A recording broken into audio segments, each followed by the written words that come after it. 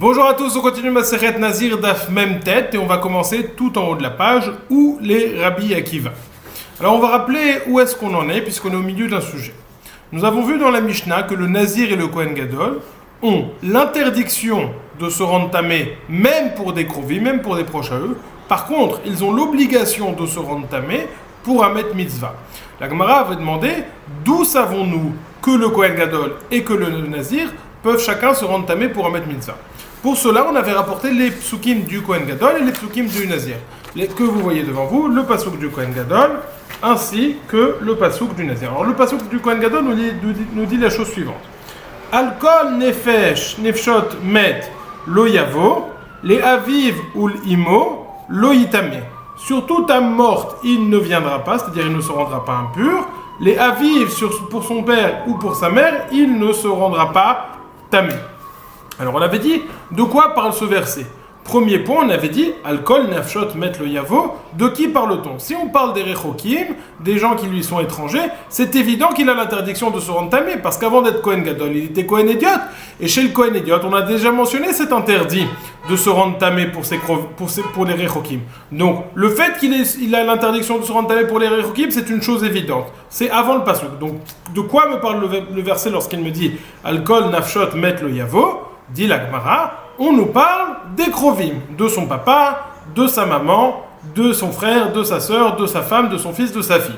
C'est ça qui est inclus dans ce verset, Alkol nafshot met lo yavo.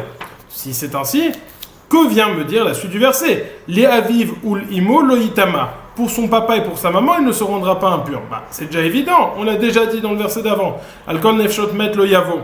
Dit la Gemara, tu sais pourquoi est-ce qu'on a dit les aviv ou l'imo? Pour nous dire deux choses. Les aviv, c'est pour nous dire que si j'ai besoin de répéter en réalité qu'il ne se rendra pas impur pour son père, cela sous-entend qu'il y a une personne pour laquelle il pourra se rendre impur. Quelle est cette personne? C'est le met mitzvah. Les aviv, lo yitama, pour son papa, il ne pourra pas se rendre impur. Aval mitame ou les met mitzvah, mais il pourra se rendre impur pour un met mitzvah. Demande la Gemara, à quoi sert donc le verset de Ul Imo? Ça aussi c'est en trop. Répond la Gemara, c'est pour pouvoir faire une Gzera Shava entre le pasuk du Kohen Gadol et le pasuk du Nazir. Dans le Nazir, à la fin, il est écrit Lo yitame lahem bemotam, ce qui veut nous dire que l'interdit concerne uniquement la Tumat Met, mais pas la Tumat Ziva et pas la Tumat Metzora. Ça c'est écrit dans le Nazir. D'où savons-nous que l'interdit ne concerne pas la Tumat Metzora? Parce qu'il y a une Gzera Shava. Les Imo.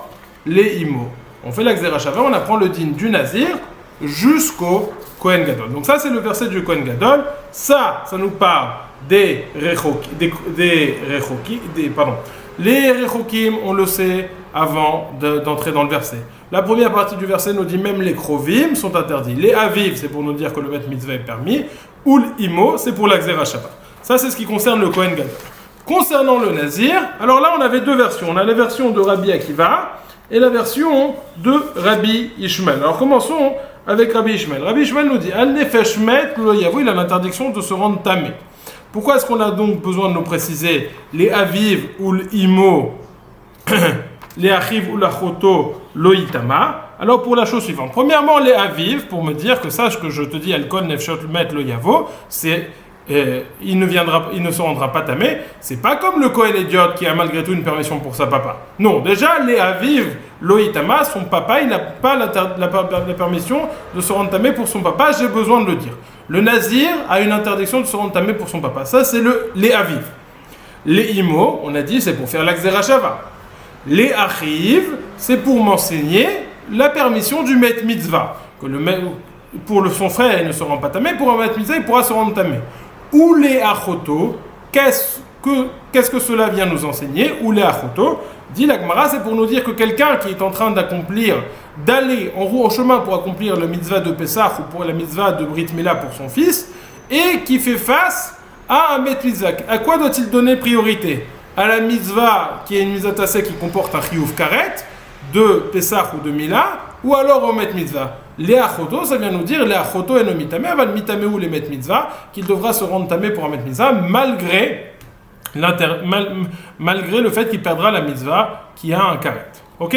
Donc, alcool nefesh met lo yavo, le aviv, lo itama, le aviv vient nous enseigner qu'il peut se rendre qu'il a l'interdiction de se rendre tamé pour son papa, le imo pour la xerashava, le achiv la permission du met mitzvah, ou le achoto pour nous dire que le met mitzvah passe même avant une mitzvah tassée chez Eshbo karet. Ça c'est selon Rabbi Ishmael. Selon Rabbi Akiva, il lit la Mishnah le verset un petit peu différemment. Tout d'abord, il nous dit Al nefesh met lo yavo. Nefesh, ça fait référence à tout le monde, les rechokim. Tout le monde est interdit dans ce verset. Met, ça fait référence aux krovim. Les proches sont interdits. Donc déjà, tout est dit. Nefesh et met, les rechokim et les krovim, il a l'interdiction de se rendre tamé. S'il en est ainsi, pourquoi est-ce que j'ai besoin de les aviv ou l'imo? Les deux, j'en ai besoin pour m'enseigner qu'il peut se rendre tamé pour un met mitzvah. Les achiv, pourquoi est-ce que j'ai besoin de l'achiv? Pour me parler du cas suivant. Mais s'il est Kohen Gadol et qu'il est aussi nazir, donc il a deux gdushot, peut-être que je dirais que s'il a les deux gdushot en même temps, peut-être ne se rendra-t-il pas tamé pour un met mitzvah. Dit la Gemara, dit Rabbi Akiva, malgré tout, il se rendra tamé, dracha de l'achiv. Ou les achoto, ça vient nous enseigner la même dracha que Rabbi Ishmael, ou les achoto vient nous enseigner que même s'il fait face, si en se rendant tamé pour un met mitzvah, il va perdre une mitzvah zassée chez Eshbo karet, comme Pessah ou comme la Mila, il devra quand même se rendre tamé pour un met mitzvah.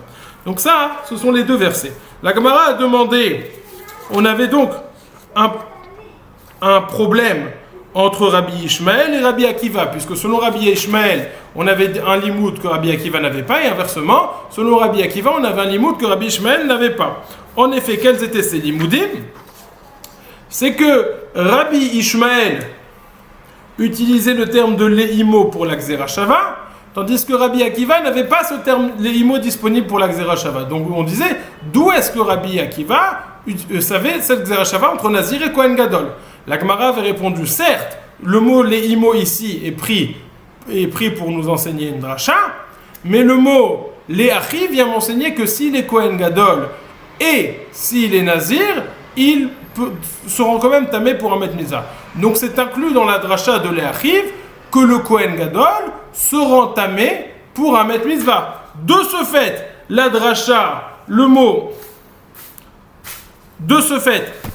que j'utilisais pour le Kohen Gadol pour me dire qu'il se rend tamé pour un met mitzvah n'est plus nécessaire. Donc cette dracha devient libre. Donc le mot ou leimo devient libre pour faire la xerashava.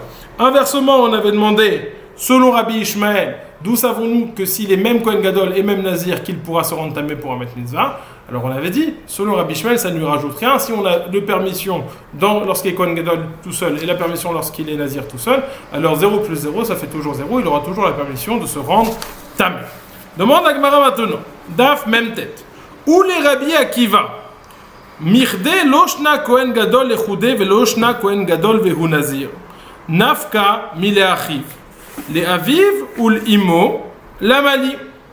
Étant donné que Rabbi Akiva, il apprend du terme de les achiv, que un Kohen Gadol et un Nazir,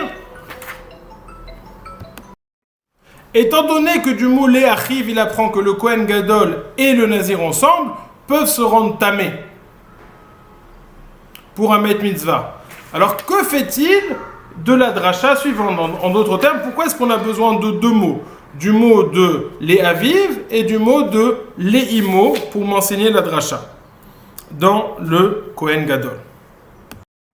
C'est clair, les imo on a besoin pour faire la xerashava, et pourquoi est-ce que j'ai besoin du mot de les aviv pour me dire que le Kohen Gadol pourrait être mitamé pour un met mitzvah? Ben non, je l'ai déjà enseigné dans la paracha du Nazir.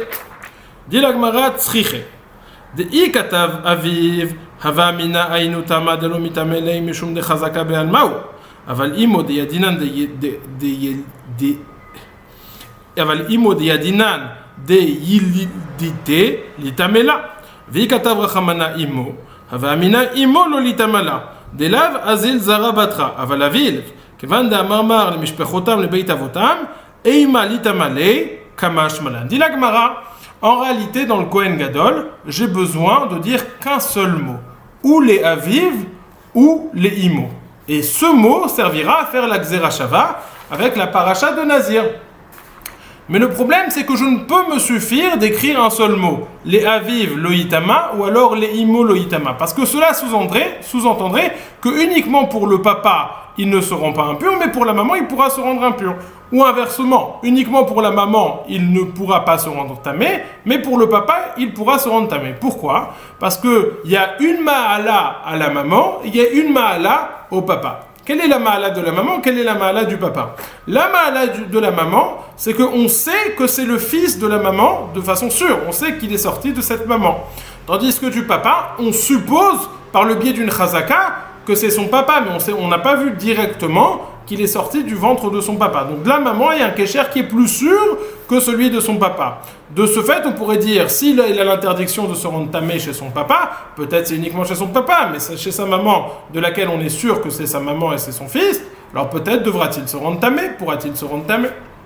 Et inversement, quelle est la mala du papa? On voit dans les ilchot Touma, dans les ilchot Nachala, que la mishparat Av, le lien avec le papa, est plus fort que le lien avec la maman au sujet de plusieurs halachot. Donc on peut dire, si on a dit qu'il a l'interdiction de se rendre tamé vis-à-vis de sa maman, c'est uniquement parce que le lien avec sa maman est plus faible. Mais vis-à-vis du papa, avec lequel le lien est plus fort, peut-être aura-t-il l'obligation de se rendre tamé. C'est pour ça qu'une fois que je dis les imo, j'ai besoin automatiquement de dire le second mot. Et c'est comme ça qu'on voit qu'il y a un hitou pour une xerashava. En effet, si j'avais écrit que Alkol Nefashot Met Lo Yavo, j'aurais su tout de suite qu'il a l'interdiction de se rendre tamé à tout le monde, et au papa et à la maman.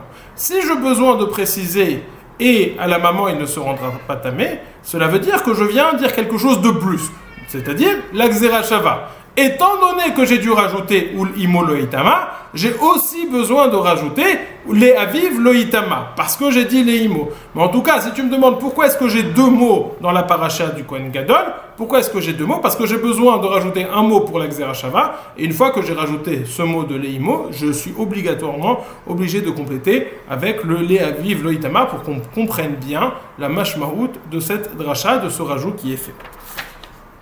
Dans les mots, Srichi, on a besoin des deux mots. Si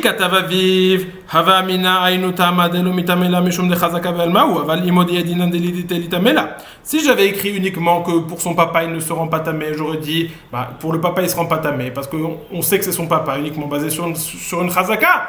Mais pour la maman, on sait à coup sûr que c'est sa maman, et peut-être pour sa maman il se rendra tamé, et inversement.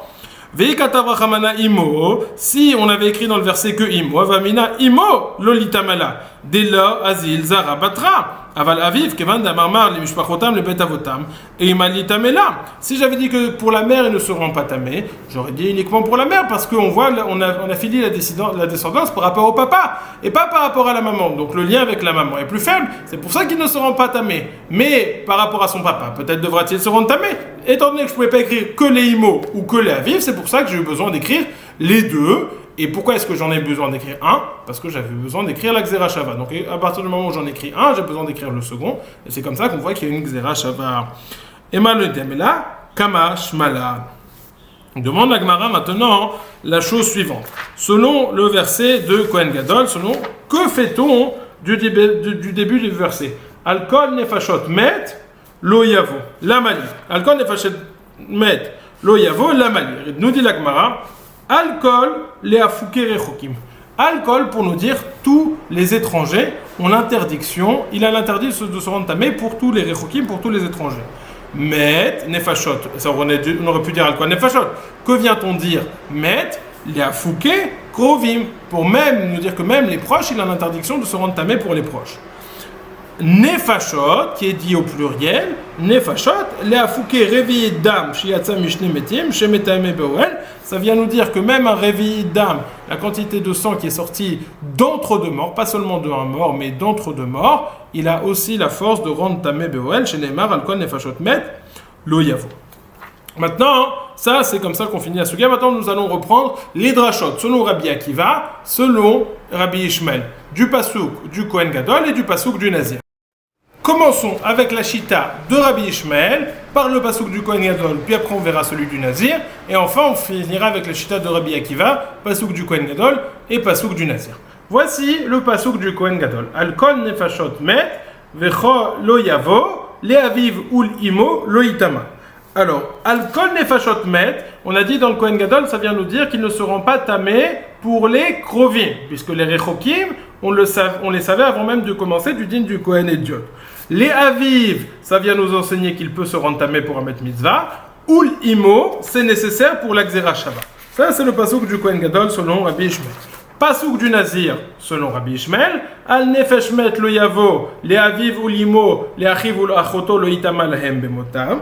Alors, Al Nefesh Met lo Yavo, ça vient nous enseigner qu'il ne peut pas se rendre tamé pour des Rechokim. Les Aviv lo Itama, ça vient nous enseigner qu'il ne peut pas se rendre tamé pour des Krovim.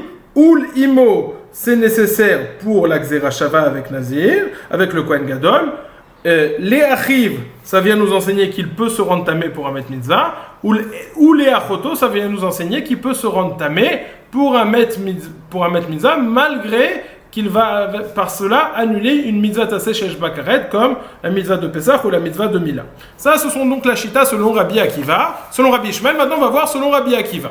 Rabbi Akiva, on reprend le verset du Kohen Gadol. Al-Kol Nefashot Met lo Yavo, le Aviv ou l'Imo, lo Itama. Alors, Al-Kol Nefashot, on a dit Al-Kol Nefashot, She'eno Metame li Krovim. Met, ça vient nous dire She'eno Metame li. Pardon, je reprends. Al-Kol Nefashot, ça vient nous dire qu'ils ne seront pas tamés pour les Rechokim.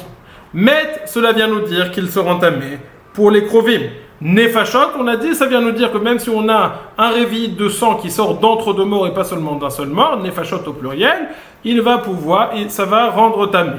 Lo Yavo, les Aviv ou l'Imo lo Itama, les Aviv ou l'Imo lo Itama, ça vient nous dire pour la Xera Shava, pour faire entre le Kohen Gadol et le Nazir. Maintenant, d'où sait-on que le Kohen Gadol peut se rendre tamé pour un Met Mitzvah? Ça, on apprend ça du Pasouk du Nazir. Qu'est-ce qui est écrit dans le Pasouk du Nazir? Al Nefesh Met lo Yavo, la Aviv ou l'Imo, la Achiv ou l'Achoto, lo Itama lahem bemotam. Alors, Al Nefesh Met lo Yavo. Al Nefesh Met, Al Nefesh, ça vient nous dire qu'ils ne seront pas impurs pour des Rechokim. Met, ça vient nous dire qu'ils ne seront pas impurs pour des Krovim. Les Aviv ou l'Imo, ça vient nous dire qu'il peut se rendre tamé pour un Met Mitzvah. Les Achiv, ça vient nous dire que même si les Kohen Gadol et Nazir, les deux ensemble, Kohen Gadol et Nazir, il peut malgré tout se rendre tamé pour un Met Mitzvah. Et c'est de ce mot les Achiv qu'on sait que le Kohen Gadol tout seul peut aussi se rendre tamé pour un Met Mitzvah. Ou les Achoto, ça vient nous enseigner, comme pour Rabbi Ishmael, que s'il y a un Met Mitzvah, il a l'obligation de se rendre tamé pour un Met Mitzvah, malgré le fait que ça vienne en contradiction avec une Mitzvah Tassé Shesh Bakaret, comme la Mitzvah de Pesach ou la Mitzvah de Mila. Continue la Mishnah suivante. Al Eilu Tumot Anazir Megaleach. Sur quel type de Touma? On a dit Toumat Met, mais avec quoi va-t-il rentrer en contact qui va l'obliger à se raser? Al Eilu Tumot Anazir Megaleach. Sur quel Tumot le Nazir va se raser? Al Amet, s'il rentre en contact avec le mort. Ve'al Akazaït Minamet, s'il rentre en contact avec un kazaït de chair du mort. Ve'al, pardon, excusez-moi. Al Amet, sur le mort. Ve'al Kazaït Minamet, et avec un kazaït de chair du mort. Ve'al Kazaït Netzel, un kazaït de Netzel. C'est quoi Netzel? C'est de la chair du mort qui a pourri et qui est devenue liquide. Ve'al Melo Tarvad Rekav. Melo Tarvad, c'est une espèce de cuillère qui était connue, une mesure qui était connue à leur époque, de Rakav, de chair aussi qui a pourri, qui a moisi du mort. Ve'al Ashidra, sur la colonne vertébrale, Ve'al Agolgolette, et sur le crâne. Ve'al Everminamet, Ve'al Everminachai, Shiyesh Alav Basar Karaoui. Sur un membre qui a été coupé d'une personne en vie, qui a de la Touma, mais elle a été coupée d'une personne en vie, ou alors Everminachai, un membre qui a été coupé de la personne qui était déjà morte, à condition, Shiyesh Alav Basar Karaoui, s'il y a assez de chair dessus. Alors c'est un peu moins que Kazaïd, mais il faut qu'il y ait quand même de la chair sur ce membre qui a été coupé. Ve'al Chatzikav Hatzamot, sur un demi-cave de Hatzamot, ça va le rendre tamé. Ve'al Chatzilog Dam, un demi-log de sang, ça va le rendre tamé.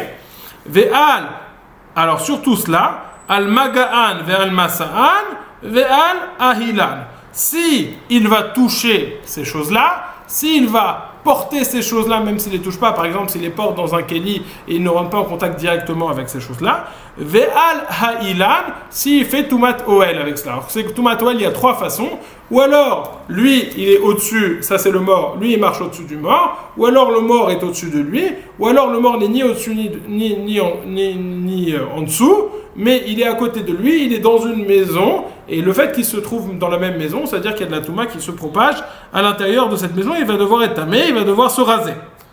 Ve'al, et apporter les korbanot de touma. Ve'al etzem keseora, al magao, ve'al masao. Si, lorsqu'il s'agit d'un os qui est gros comme un grain d'orge, ça uniquement maga ou masa, uniquement s'il le touche ou s'il va le porter, mais pas tumat ohe. Al elou, un nazir mégaléar. Sur ces choses-là, le nazir va se raser et apporter de korbanot. Ou mazé beshlishi ou bashviyi, il va devoir se purifier le troisième jour et le septième jour. Vesoter et akodmin, et ça va annuler tous les jours de Nézirut qu'il a compté jusqu'à présent.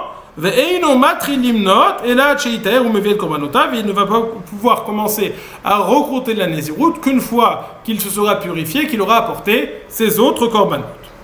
Tanou Rabbanan, nos rabbanim nous enseignaient. Tanou Rabbanan, achar ptirato shel Rabbi Meir, après le décès de Rabbi Meir, amar lahen Rabbi Yehuda le talmidav, Rabbi Yehuda a dit à ses élèves, al yikansu talmidei Rabbi Meir lekan, mipnei shekan teranin hen, velo lilmod toren bain, ela lekapreni be'alachot.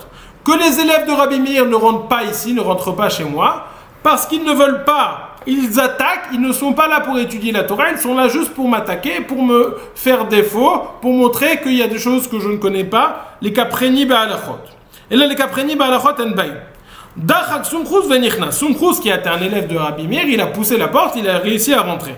Amar lahem, il leur a dit, Kar shani le Rabbi Meir, ainsi Rabbi Meir m'a enseigné. Al elu tumot a nazir megaléar, sur ces tumot, le nazir se rase et doit porter des korbanot.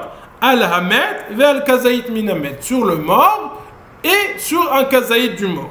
Ça a énervé Rabbi Yehuda. Kaas Rabbi Yehuda. Rabbi Yehuda s'est énervé. Il a dit, ça veut rien dire cet enseignement. Il y a une répétition qui n'est pas nécessaire. Ve'amar lahen, lo kach amarti lachem al yikansu talmidei Rabbi Meir lekan mipnei shekan terenin hen. Ne vous ai-je pas dit de ne pas laisser rentrer les talmidim de Rabbi Meir ici, puisque ce sont des kanteran, ils veulent juste attaquer, ils ne sont pas là pour étudier la Torah. Qu'est-ce qu'il me dit? Al-Kazaït minamet megaléach, alamet le kol sheken, tu me dis deux choses. Sur le mort, s'il touche le mort, il doit se raser. Et s'il touche un Kazaït du mort, il doit se raser. Maintenant, s'il touche un Kazaït du mort, il doit se raser. Eh bien, évidemment que s'il touche le mort, il doit se raser. Donc pourquoi tu me dis deux fois? Al-Kazaït minamet megaléach, sur un Kazaït du mort, il se rase. Alamet le kol sheken. Et donc ça, Rabbi Yehuda était énervé contre Sumchus, qui était un élève de Rabbi Meir, qui était aussi présent dans la salle, dans la pièce. Rabbi Yossi. Rabbi Yossi, il a vu, il a constaté. Amar Rabbi Yossi, Yomru Meir Shachav, Yehuda Kaas, Yossi Shatak. Ils vont dire, Meir, Rabbi Meir Shachav, il est décédé, il est niftar. Yehuda Kaas, Yehuda, il s'énerve. Et Yossi, moi, il se tait. Yossi Shatak. Torah Maté Alea, qu'est-ce qui va être la Torah? Lui, il est mort. Lui, il s'énerve. Moi, je me tais. Qu'est-ce qu'il va devenir? Amarabi aussi, il a essayé d'expliquer pourquoi est-ce qu'on a besoin de dire Kazaïd minamet ve met. Amarabi aussi, l'on itzrecha il a les met chez en alaf Kazaïd bassar. Peut-être que cela a été dit que pour un mort qui n'a pas sur lui un Kazaïd de bassar, un Kazaïd de chair. Lorsqu'on parle de Kazaïd minamet, on parle d'un Kazaïd de bassar, de chair. Tandis que lorsqu'on parle du mort, c'est même s'il n'y a pas de chair. Et c'est pour ça qu'il a dit le mort, même s'il n'y a pas de chair, et un Kazaïd à partir du moment où il y a un Kazaïd de chair. Ve'adayin, ça n'expliquait pas suffisamment cet enseignement de Rabbi Meir. Ve'adayin, yomru, yomar, al-ever mimeno migaleach, al-kulo lokal sheken, on a dit, pas, oublie la notion de kazaït. On a dit, s'il y a un seul membre du mort, et qu'il rentre en contact, et qu'il touche un seul membre du mort, il est khayab, il devient tamé, il va devoir se raser. Et alors, si un seul membre, il doit se raser, al-kol amet sur tout le mort, c'est évident qu'il va devoir se raser.